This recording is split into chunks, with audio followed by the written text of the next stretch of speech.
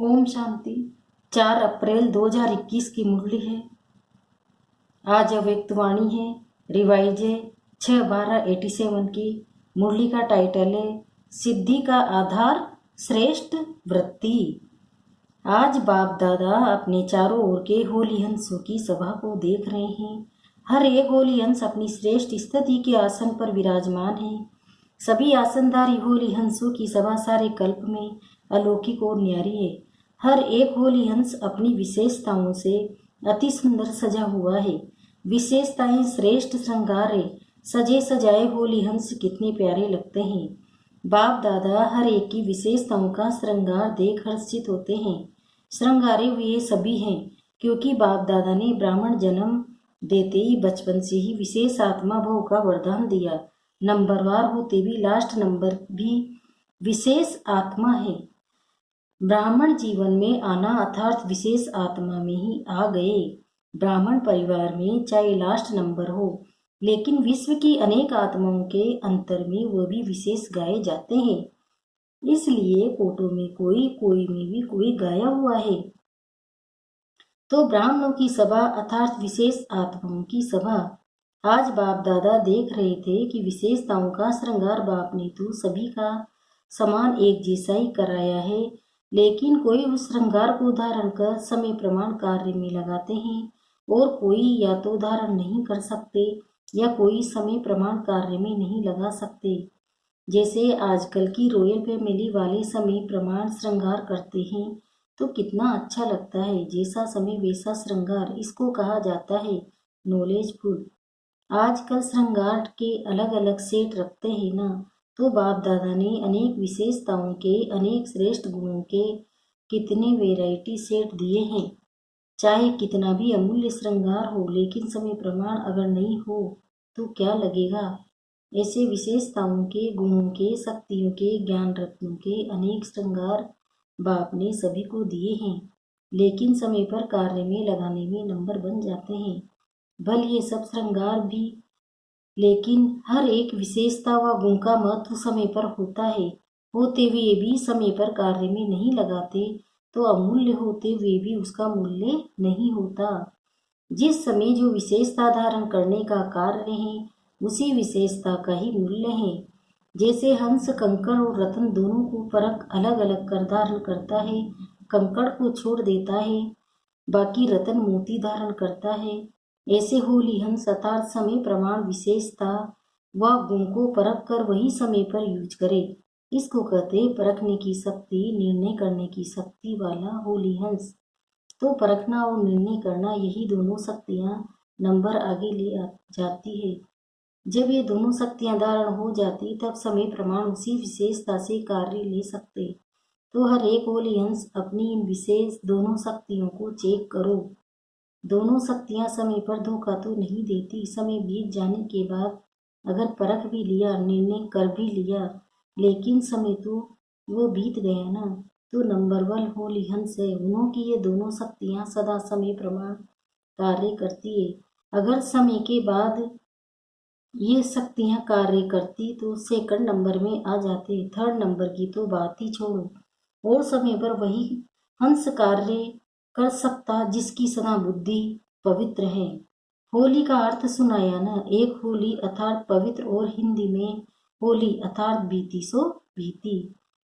तो जिनकी बुद्धि होली अर्थात स्वच्छ है और सदा ही जो सेकंड जो परिस्थिति बीत गई वह होली वह अभ्यास है। ऐसी बुद्धि वाले सदा होली अर्थात रूहानी रंग में रंगे हुए रहते हैं, सदा ही बाप के संग के रंग में रंगे हुए हैं। तो एक ही होली शब्द 3 रूप से यूज होता है, जिसमें तीनों ही अर्थ की विशेषताएं हैं। अर्थात जिन हंसों को ये विधि आती है वह हर समय सिद्धि को प्राप्त होते हैं। तो आज बाप दादा होली हंसों की सभा में सभी होली हंसों की विशेषता देख रहे हैं। चाहे स्थूल कार्य अथवा रूहानी कार्य हो, लेकिन दोनों में सफलता का आधार परखने की और निर्णय करने की शक्ति है।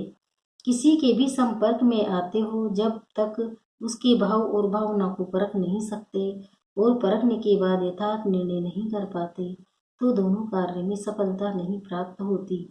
चाहे व्यक्ति हो या परिस्थिति हो क्योंकि व्यक्तियों के संबंध में भी आना पड़ता है और परिस्थितियों को भी पार करना पड़ता है। जीवन में ये दोनों ही बातें आती है। तो नंबर 1 होली हंस अर्थात दोनों विशेषताओं से संपन्न। ये हुआ आज की इस सभा का समाचार। ये सभा अर्थात सिर्फ सामने बैठे हुए नहीं है, बाप दादा के सामने तो आपके साथ साथ चारों ओर के बच्चे भी इमर्ज होते हैं। बेहद के परिवार के बीच बाप दादा मिलन मनाते व रूह रिहान करते हैं। सभी ब्राह्मण आत्माएं अपनी याद की शक्ति से स्वयं भी मधुबन में हाजिर होती है और बाप दादा ये भी विशेष बात देख रहे हैं कि हर एक बच्चे के विधि की लाइन और सिद्धि की लाइन, ये दोनों रेखाएं कितना स्पष्ट है। आदि से अब तक विधि कैसी रही और विधि के फलस्वरूप सिद्धि कितनी प्राप्त की है।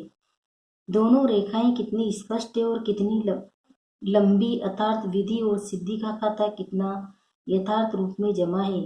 विधि का आधार है श्रेष्ठ वृत्ति। अगर श्रेष्ठ वृत्ति है तो यथार्थ विधि भी है और यथार्थ विधि है तो सिद्धि श्रेष्ठ है।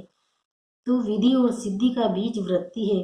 श्रेष्ठ वृत्ति सदा भाई भाई की आत्मिक वृत्ति हो, ये तो मुख्य बात है ही, लेकिन साथ साथ संपर्क में आते हर आत्मा के प्रति कल्याण की, स्नेह की, सहयोग की, निस्वार्थपन की निर्विकल्प वृत्ति हो, निर्व्यर्थ संकल्प वृत्ति हो। कई बार किसी भी आत्मा के प्रति व्यर्थ संकल्प व विकल्प की वृत्ति होती है, तो जैसी वृत्ति दृष्टि वैसी ही उस आत्मा के कर्तव्य कर्म की दृष्टि दिखाई देगी। कभी कभी बच्चों का सुनते भी हैं और देखते भी हैं, वृत्ति के कारण वर्णन भी करते हैं, चाहे वो कितना भी अच्छा कार्य करे, लेकिन वृत्ति व्यर्थ होने के कारण सदैव उस आत्मा के प्रति वाणी की ऐसी ही निकलती है, ये तो ऐसा ही है, होता ही ऐसा है। तो ये वृत्ति उनकी कर्म रूपी सृष्टि वैसा ही अनुभव कराती है। जिससे आप लोग इस दुनिया में आंखों की नजर के चश्मे का दृष्टांत देते हैं, जिस रंग का चश्मा पहनेंगे वही दिखाई देगा। ऐसे ये जैसी वृत्ति होती है तो वृत्ति दृष्टि को बदलती है, दृष्टि सृष्टि को बदलती है। अगर वृत्ति का बीज सदा ही श्रेष्ठ है तो विधि और सिद्धि सफलता पूर्वक है। तो पहले वृत्ति के फाउंडेशन को चेक करो, उसको श्रेष्ठ वृत्ति कहा जाता है। अगर किसी संबंध संपर्क में श्रेष्ठ वृत्ति के बजाय मिक्स है तो बल कितनी भी विधि अपनाओ लेकिन सिद्धि नहीं होगी, क्योंकि बीज है वृत्ति और वृक्ष है विधि और फल है सिद्धि।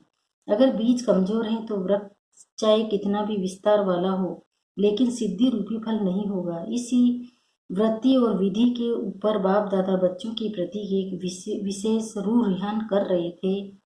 स्व उन्नति के प्रति व सेवा की सफलता के प्रति एक रमणीक स्लोगन रूह रिहान में बता रहे थे।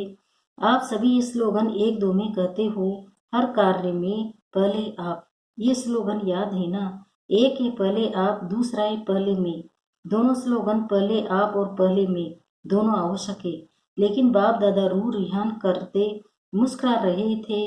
जहाँ पहले मैं होना चाहिए वहाँ पहले आप कर देते, जहाँ पहले आप करना चाहिए वहाँ पहले मैं कर देते, बदली कर देते हैं। जब कोई स्व परिवर्तन की बात आती है तो कहते हो पहले आप, ये बदले तो मैं बदलूं, तो पहले आप हुआ ना। और जब कोई सेवा या कई परिस्थितियां को सामना करने का चांस बनता है तो कोशिश करते हैं पहले मैं भी तो कुछ हूँ, मुझे भी तो कुछ मिलना चाहिए। तो जहाँ पहले आप कहना चाहिए वहाँ मैं शब्द कह देते। सदा स्वमान में स्थित हो, दूसरे को स्वमान देना अर्थात पहले आप करना। सिर्फ मुख से कहो पहले आप और कर्म में अंतर हो, ये नहीं स्वमान में स्थित हो स्वमान देना है। स्वमान देना व स्वमान में स्थित होना, उसकी निशानी क्या होगी?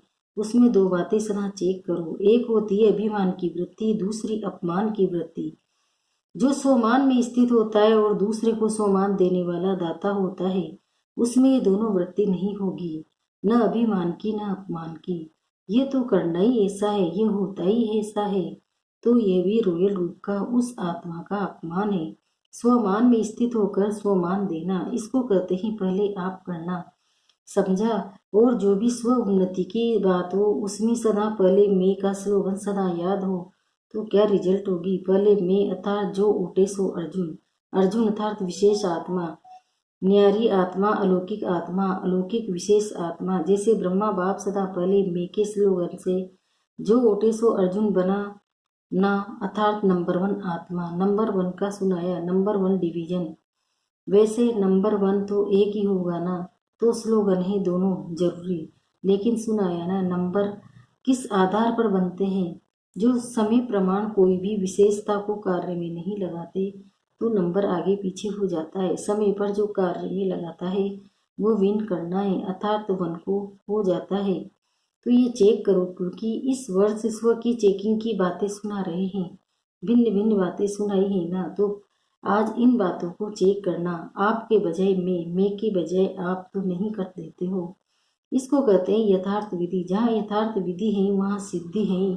और इस वृत्ति की विधि सुनाई, दो बातों की चेकिंग करना, न अभिमान की वृत्ति हो न अपमान की। जहाँ ये दोनों की अप्राप्ति है वहाँ ही स्वमान की प्राप्ति है। आप कहो न कहो, सोचो न सोचो, लेकिन व्यक्ति प्रकृति दोनों ही सदा स्वतः ही स्वमान देते रहेंगे। संकल्प मात्र भी स्वमान के प्राप्ति की इच्छा से स्वमान नहीं मिलेगा। निर्माण बनना अर्थात पहले आप करना, निर्माण स्थिति स्वतः ही स्वमान दिलाएगी। स्वमान ही परिस्थितियों में पहले आप करना अर्थात बाप समान बनना। जैसे ब्रह्मा बाप ने सदा ही स्वमान देने में पहले जगत अम्बा, पहले सरस्वती माँ, पीछे ब्रह्मा रखा। ब्रह्मा माता होते वे भी स्वमान देने के अर्थ जगत अम्बा माँ को आगे रखा। हर कार्य में बच्चों को आगे रखा और पुरुषार्थ की स्थिति में सदा स्वयं को पहले में इंजन के रूप में देखा। इंजन आगे होता है ना, सदा ही साकार जीवन में देखा कि जो मैं करूँगा मुझे देख सभी करेंगे। तो विधि में, स्व उन्नति में व त्रिव पुरुषार्थ की लाइन में सदा पहले मैं रखा। तो आज विधि और सिद्धि की रेखाएं चेक कर रहे थे। समझा तो बदली नहीं कर देना। ये बदली करना माना भाग्य को बदली करना। सदा होली हंस बन निर्णय शक्ति, परखने की शक्ति को समय पर कार्य में लगाने वाले विशाल बुद्धि बनो और सदा वृत्ति रूपी बीज को श्रेष्ठ बनाए। विधि और सिद्धि सदा श्रेष्ठ अनुभव करते चलो। पहले भी सुनाया था कि बाप दादा का बच्चों से स्नेह है। स्नेह की निशानी क्या होती है? स्नेह वाला स्नेह की कमी को देख नहीं सकता, सदा स्वयं को और स्नेही आत्मा को संपन्न समान देखना चाहता है। समझा? तो बार बार अटेंशन खिंचवाते, चेकिंग कराते, यही संपन्न बनाने का सच्चा स्नेह है। अच्छा, अभी सब तरफ से पुकारने बच्चे मेजोरिटी में है। पुराना किसी को कहते हैं, अर्थ जानते हो ना? बाप दादा पुरानों को कहते हैं, सब बातों में पक्के। पुराने अर्थात पक्के। अनुभव भी पक्का बनाता है, ऐसा कच्चा नहीं जो जरा सी माया बिल्ली आवे और घबरा जावे। सभी पुराने पक्के आए हो ना मिलने का चांस लेने के लिए। सभी पहले मैं किया तो कोई हर्जा नहीं, लेकिन हर कार्य में कायदा और फायदा तो है। ऐसे ही नहीं पहले मैं तो इसका मतलब 1000 आ जाए। साकार सृष्टि में कायदा भी है, फायदा भी है। अव्यक्त वतन में कायदे की बात नहीं, कायदा बनाना नहीं पड़ता। अव्यक्त मिलन के लिए मेहनत लगती है, साकार मिलन सहज लगता है, इसलिए भाग आते हो। लेकिन समय प्रमाण जितना कायदा उतना फायदा होता है। बाप दादा थोड़ा भी इशारा दे देते तो समझते हैं अब पता नहीं क्या होने वाला है। अगर कुछ होना भी होगा तो बताकर नहीं होगा। साकार बाप अव्यक्त हुए तो बताकर गए क्या? जो अचानक होता है वो अलौकिक प्यारा होता है। इसलिए बाप दादा कहते हैं सदा एवर रेडी रहो, जो होगा वो अच्छे से अच्छा होगा। समझा? अच्छा, सर्व होली हंसों को, सर्व विशाल बुद्धि, श्रेष्ठ स्वच्छ बुद्धि धारणा करने वाले बुद्धिमान बच्चों को, सर्व शक्तियों को, सर्व विशेषताओं को समय प्रमाण कार्य में लाने वाले ज्ञानी तो आत्माएं, योगी तो आत्माएं बच्चों को सदा बाप समान संपन्न बनने के उमंग उत्साह में रहने वाले संपन्न बच्चों को बाप दादा का याद प्यार और नमस्ते।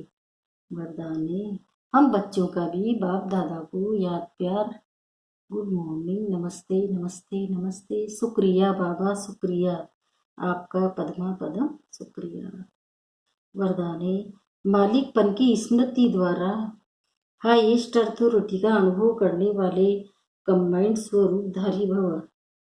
पहले अपने शरीर और आत्मा के कंबाइंड रूप को स्मृति में रखो। शरीर रचना है, आत्मा रास्ता है। इससे मालिकपन स्वतः स्मृति में रहेगा। मालिकपन की स्मृति से स्वयं को हाईएस्ट अथॉरिटी अनुभव करेंगे। शरीर को चलाने वाले होंगे। दूसरा, बाप और बच्चा शिव शक्ति के कंबाइंड स्वरूप की स्मृति से माया के विघ्नों को अथॉरिटी से पार कर लेंगे। स्लोगन, विस्तार को सेकंड में समाकर ज्ञान के सागर का अनुभव करो और कराओ। ओम शांति।